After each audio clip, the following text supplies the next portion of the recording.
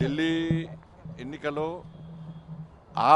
Aam Aadmi party ఎన్ని తప్పుడు ప్రచారాలు చేసినా, ఎన్ని వాగ్దానాలు ఇచ్చినా కూడా ప్రజలు నమ్మే పరిస్థితి లేదు.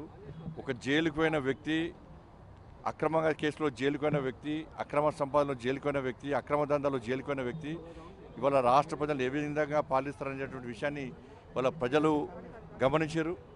కాబట్టి మాకు జైలు రాజ్యం మాకొద్దు, మాకు ప్రజాస్వామ్యబద్ధంగా పాలన కావాలి. ఒక నీతి నిజాయితీ వంతుడైనటువంటి నరేంద్ర మోడీ గారి నేతృత్వంలో ఈ దేశంలో ఏ విధంగా నీతివంతమైన పాలన జరుగుతుందో, ప్రజాస్వామ్యబద్ధంగా పాలన జరుగుతుందో అటువంటి పాలన ఢిల్లీలో రావాలని చెప్పి ప్రజలందరూ ఆలోచించారు.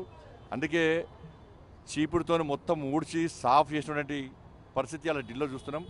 వారు వన్ సైడ్ విధంగా ఇలా భారతీయ జనతా పార్టీకి అనుకూలంగా ఇలా ఫలితాలు వస్తున్నాయి. తప్పకుండా నరేంద్ర మోడీ గారి నాయకత్వంలో, జేపీ నడ్డా గారి ఆధ్వర్యంలో, అమిత్ షా గారి యొక్క సూచనల మేరకు దేశవ్యాప్తంగా అన్ని రాష్ట్రాల్లో అతి త్వరలో భారతీయ జనతా పార్టీ ప్రభుత్వాలు ఏర్పడబోతున్నాయి.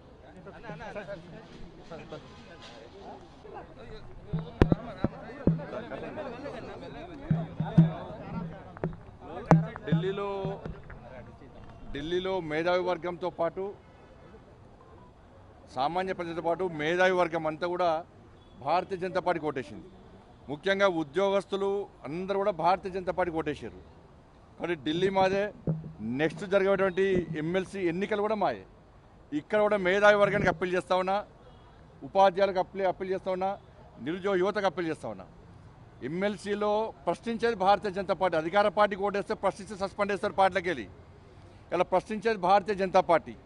కాబట్టి ప్రశ్నించేటువంటి భారతీయ జనతా పార్టీకి, పోరాటం చేసే భారతీయ జనతా పార్టీకి, మీకోసం ఉద్యమించే భారతీయ జనతా పార్టీ అభ్యర్థులైనటువంటి ఎమ్మెల్సీలో, ఈ 3 ఎమ్మెల్సీలో భారతీయ జనతా పార్టీ గెలిపించండి.